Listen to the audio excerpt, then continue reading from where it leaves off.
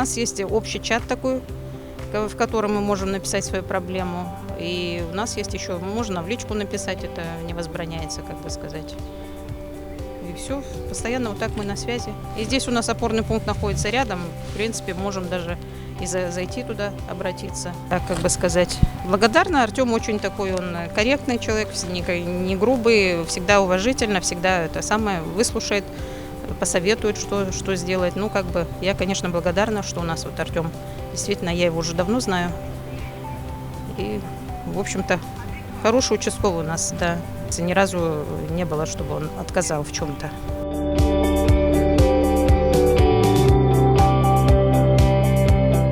Я участковый инспектор участкового пункта полиции номер 15, управления полиции Алмалинского района. Работаю на данном участке более 6 лет. В принципе, большинство жителей я знаю в лицо, и меня знают.